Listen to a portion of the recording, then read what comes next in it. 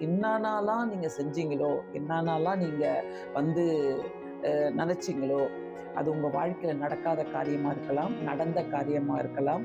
ஒருவேளை நீங்க அது உங்க திருமணத்துக்கு முன்னாடி நடந்த காரியமா இருக்கலாம். தயவு செய்து அந்த காரியங்களை எப்பொழுதுமே நினைக்காதீங்க. சொல்லி சொல்லி காட்டாதீங்க.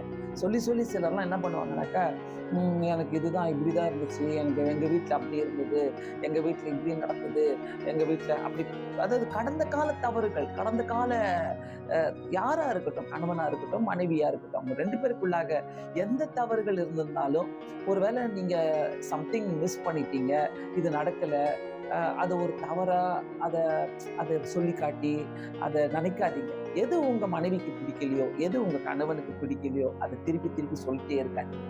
அது நல்லா இருக்காது. சண்டை தான் வரும். கண்டிப்பா சண்டை வரும். பெரிய ஒரு மிஸ் அண்டர்ஸ்டாண்டிங் எழும்பிடும். அ அ சிலர் வந்து என்ன பண்ணுவாங்க, நான் வந்து வேற பொண்ண கட்ட வேண்டியதா இருந்துச்சு. நான் வந்து வேற பையன கட்ட வேண்டியதா இருந்துச்சு. தெரியாம உன்ன கட்டிக்கினேன். இந்த மாதிரி பேச்சு கூட இருக்கக்கூடாது. கண்டிப்பா. அ இதெல்லாம் பேசி வேஸ்ட்டு.